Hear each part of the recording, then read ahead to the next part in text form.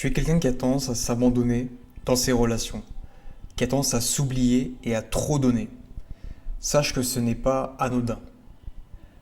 S'il y a un déséquilibre qui s'est forgé dans ta relation, dans le sens où toi tu donnes trop et l'autre personne ne donne pas assez ou pas suffisamment par rapport à ce que tu voudrais, c'est que ce déséquilibre, cette dynamique ne s'est pas installée par hasard. Alors peut-être que c'est quelque chose que tu as répété, peut-être que c'est la première fois. Quoi qu'il en soit, c'est souvent une situation qui n'est pas confortable. Parce qu'on a l'impression que quoi qu'on fasse, quoi qu'on donne, quoi qu'on dise, ça ne sera jamais suffisant. Et finalement, nos besoins ne seront jamais respectés et remplis. Euh, c'est un peu comme si tu voulais remplir une jarre de pièces d'or, mais que cette jarre était infinie et que tu pouvais mettre toutes les pièces d'or, toute ta fortune dedans, ça ne serait jamais rempli. Alors, déjà, il faut savoir pourquoi cette dynamique s'est installée. Euh, En fait, on a tendance à croire que c'est la personne qui donne trop qui est victime et que c'est la personne qui donne moins qui est le méchant ou la méchante de l'histoire. C'est pas la réalité. Une dynamique relationnelle s'installe toujours entre deux personnes. Euh, et il y a toujours dans une dynamique relationnelle une part d'acceptation. C'est-à-dire que euh, c'est un peu violent ce que je vais te dire, mais une dynamique où une femme ou un homme est violenté, abusé, maltraité, etc., cette dynamique fonctionne uniquement parce qu'il y a un abuseur, mais parce qu'il y a aussi un abusé. Parce que l'abusé, même si les situations sont parfois difficiles, c'est complexe, etc., la situation permet de... La situation continue parce que quelque part, l'abusé permet ça d'une façon ou d'une autre. L'abusé permet à l'abuseur de maintenir ce lien, cette emprise toxique. C'est un peu le même concept quand une personne donne trop et qu'elle s'abandonne dans une relation. Ça veut dire que la personne qui donne trop, quelque part, elle a la croyance que elle n'est pas assez. Elle a la croyance qu'elle doit travailler, faire des efforts, euh, en faire plus, peut-être même se sacrifier pour mériter l'amour et la considération de l'autre. Tandis que l'autre, euh, quand il voit cette chose-là, quand il voit cette dynamique-là s'installer, bah, l'autre il est confortable. Il est bien parce qu'il a pas à faire autant d'efforts. Il peut simplement se reposer sur ses lauriers et tout obtenir de l'autre personne. Et c'est comme ça que cette dynamique abuseur-abusé, même si c'est pas vraiment le cas, va s'installer. Parce que d'un côté, on a quelqu'un qui accepte le fait de donner trop et qui quelque part néglige sa propre personne. Et de l'autre côté, il y a la personne euh, qui profite de cette situation.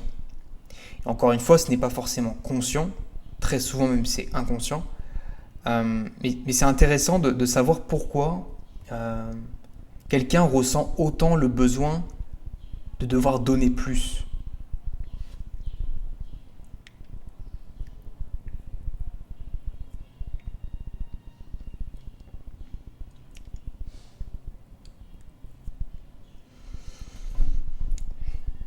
Alors pour ma part, c'est quelque chose que j'ai vécu. J'ai vécu les deux situations. J'ai été dans la peau de quelqu'un qui donne trop et qui s'oublie complètement dans la relation.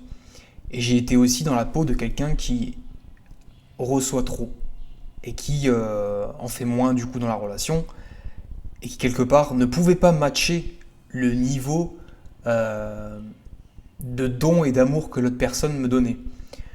En fait, j'avais l'impression que, que le problème venait de l'autre. Le problème venait de ma partenaire qui me donnait trop. Et que moi, je ne pouvais pas, dans tous les cas, fournir un tel niveau de disponibilité, d'amour, etc. Parce que j'avais mes choses à côté. Donc je sais ce que c'est de donner trop. Et je comprends Je comprends de quelle intention ça part. On veut montrer à l'autre qu'on l'aime, on veut montrer à l'autre qu'on est intéressé. On part de ce principe-là. Mais en réalité, il se cache là-dessous quelque chose de profondément inconscient. Euh, il ne s'agit pas seulement de faire plaisir à l'autre personne, lui montrer qu'on l'aime, etc. C'est quelque chose qui en dit beaucoup sur nous-mêmes. Notre vision de l'amour, notre perception des choses, euh, comment séduire l'autre, etc. Et ce que ça dit sur nous, ça veut dire très souvent qu'on a peur de l'abandon. C'est pas systématique, il peut y avoir d'autres peurs qui sont cachées là-dessous, mais il y a une certaine peur de l'abandon. Et comme on veut tout faire pour que l'autre personne reste, on va lui donner plus de cadeaux, on va lui proposer des week-ends, des sorties, on va lui la gâter, la pourrir gâter, lui montrer beaucoup d'attention, etc. Mais ce sont des attentions qui ne viennent pas, non pas de l'amour en soi, et ça il faut le comprendre, c'est difficile à comprendre, mais il faut le comprendre vraiment. Toutes ces attentions qu'on peut donner à l'autre, ce n'est pas de l'amour. C'est une forme d'échappatoire. C'est une compensation liée à la peur que l'autre personne nous abandonne. Parce que réfléchissez-y 2 minutes. Si il était certain à 200% que l'autre personne reste, soyez honnête avec vous-même, que vous aviez le même niveau de réciprocité dans ce que vous vous donnez, est-ce que vous donneriez vraiment autant? La réponse c'est probablement que non. Et si c'est non, justement, du coup, ça veut dire que cette peur de l'abandon et cette croyance que vous n'êtes pas assez pour l'autre crée une forme de compensation où je sens que je dois donner plus pour que l'autre personne me respecte, m'aime, me voit, etc. C'est un peu l'enfant qui va avoir la sensation d'être moins aimé par ses parents par rapport à son frère, par exemple, et qui va chercher à avoir beaucoup plus leur attention, qui va chercher à se dépasser à l'école, qui va chercher un petit peu à être l'enfant parfait pour montrer à ses parents enfin qu'ils méritent l'amour, ils méritent leur amour au même titre que leur frère, voire plus.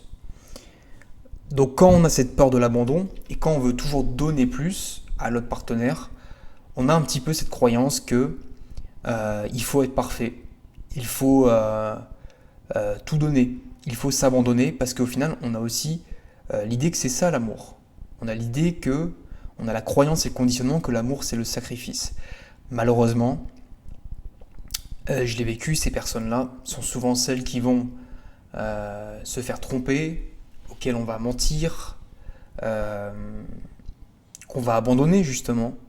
On va leur faire expérimenter ce qu'ils redoutent inconsciemment le plus, qui est la peur de l'abandon.